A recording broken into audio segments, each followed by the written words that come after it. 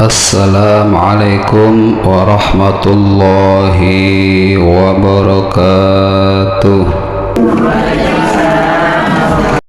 Alhamdulillahi rabbil alamin, wabihi nasta'in wala umurud dunya waddin, wassalatu wassalamu ala asrafil anbiya wal mursalin, sayyidina wa maulana Muhammadin wa ala alihi wa sahbihi ajma'in.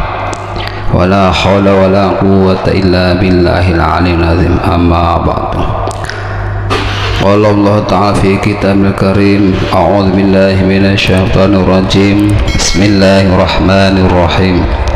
Wa'budullaha wa la tusyriku bihi syai'a wa bil walidayni ihsana wa bidzil qurba wal yatama wal masakin wal jari dzil qurba wal jaril junubi wa sahibi bil jambi wa bani sabil wa ma malakat aymanukum innallaha la yuhibbu man kana mukhtalan fakhura. Faqala Rasulullah sallallahu alaihi wasallam an Abdullah bin Amr radhiyallahu anhuma qala Rasulullah sallallahu alaihi wasallam ridallah fi ridal walidain wa sukhtullah fi sukhtil walidain.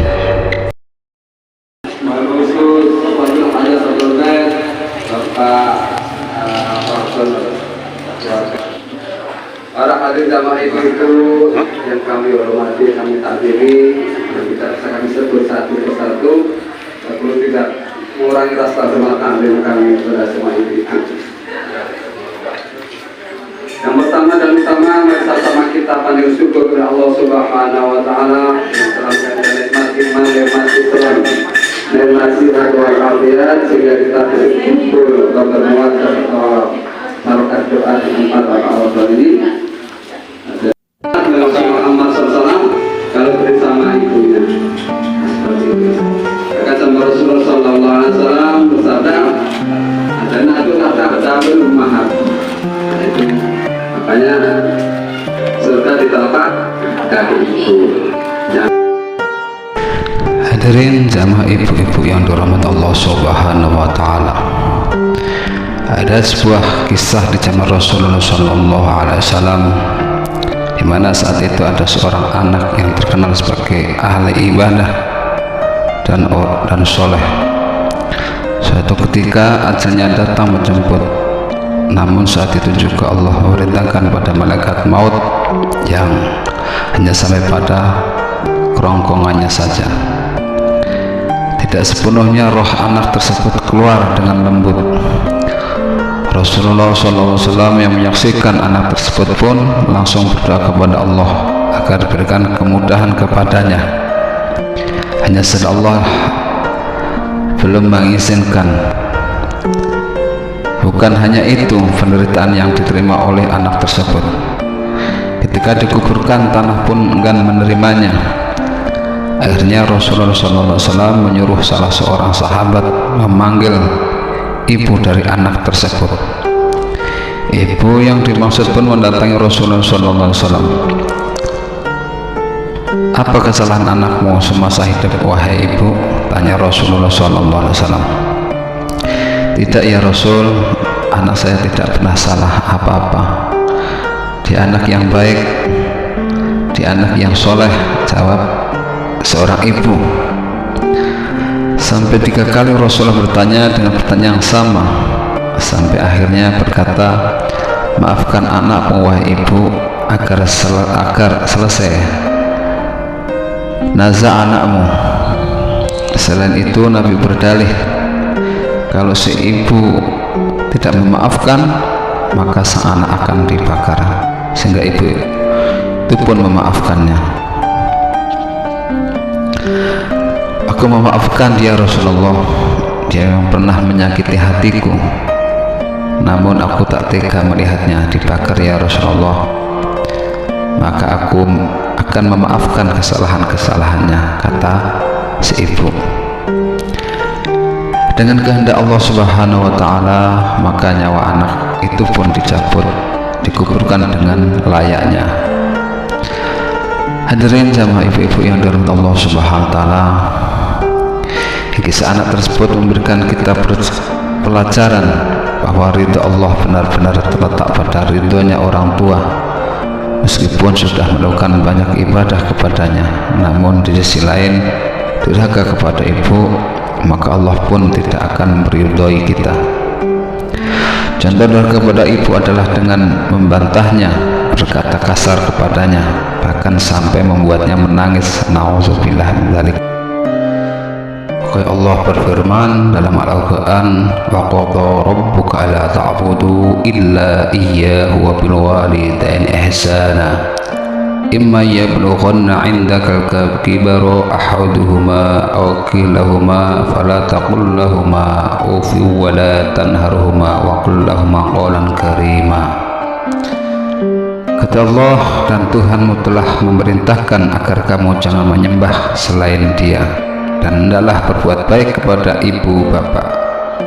Jika salah seorang di antara keduanya atau keduanya sampai berusaha lanjut dalam memeliharaanmu, maka sekali-kali janganlah engkau mengatakan kepada keduanya perkataan "ah", dan janganlah engkau membentak keduanya, dan ucapkanlah kepada keduanya perkataan yang baik. Ada seorang laki-laki datang menemui Rasulullah sallallahu alaihi wasallam. Ia bertanya, faqala ya Rasulullah, man ahaqqun nasi bi husni sahabati. Katanya, wahai Rasulullah, siapakah orang yang paling berhak untukku aku pergauli dengan baik? Maka Rasulullah sallallahu alaihi wasallam menjawab, ummuka, itulah ibunya. Sahabat bertanya lagi, qala summa man, bersiapa lagi ya Rasul? Rasulullah menjawab, qala ummuka, ibumu. Laki-laki ini bertanya lagi, qala summa man, siapa lagi ya Rasul selain ibuku? Qala ummuka, tetap ibunya. Diulang sampai 3 kali. Baru Rasulullah SAW bersabda, summa abuka, yang terakhir adalah bapakmu. Ibu-ibu yang dirahmati Allah Subhanahu wa Ta'ala. Jadi ada sebuah kisah yang tidak kalah menarik, itu namanya Uwais Al-Qarni. Dari Uwais Al-Qarni merupakan seorang pemuda dari Yaman yang hidup yatim sejak lama. Ia tinggal bersama ibunya yang sudah tua renta.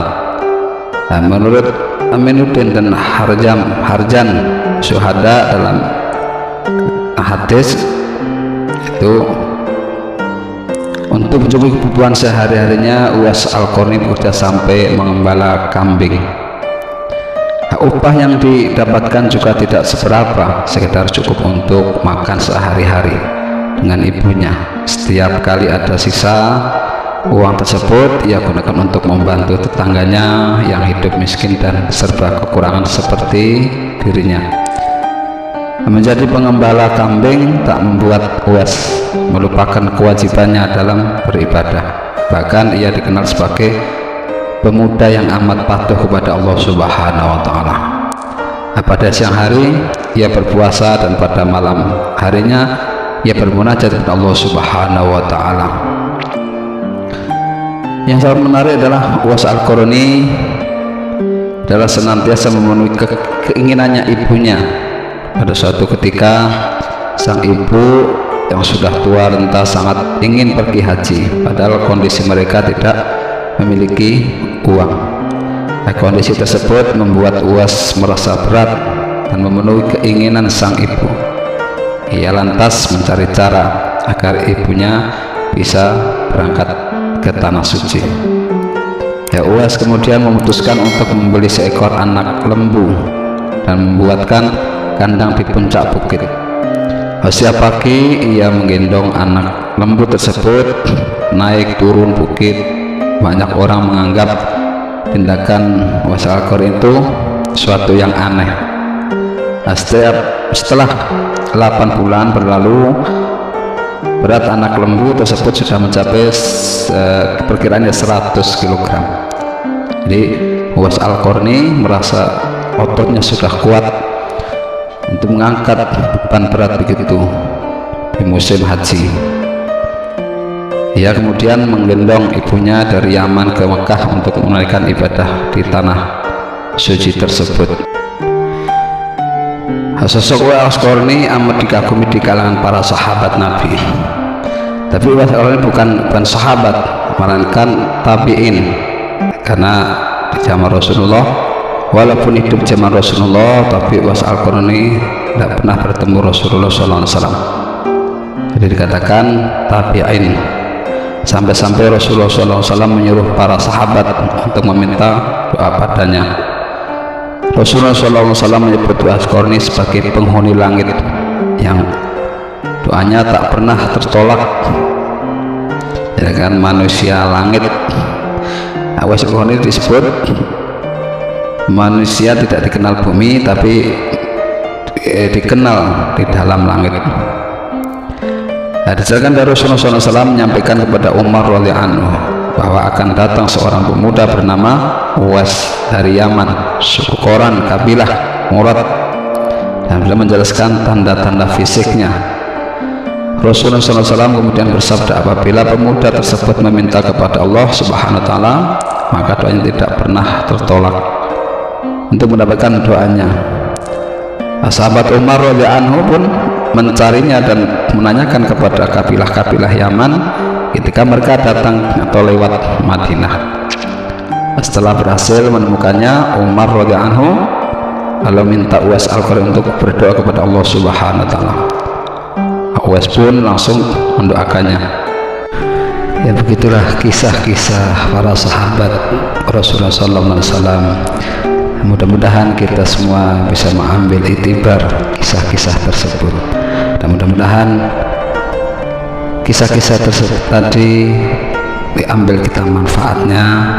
Mudah-mudahan kita semua dibukakan pintu-pintu kebaikannya, pintu-pintu keselamatan, selamat dunia akhirat, dibukakan pintu-pintu kesehatan, sehat jasmani, rohani, dibukakan pintu-pintu kenikmatan, dibukakan pintu-pintu keberkahan, dibukakan pintu-pintu kekuatan, bukan pintu-pintu mawadah, bukan pintu-pintu rahmah, bukan pintu-pintu rezeki, dan bukan pintu-pintu ilmu, dan mudah-mudahan dibukakan pintu-pintu maghfirah. Assalamualaikum warahmatullahi wabarakatuh.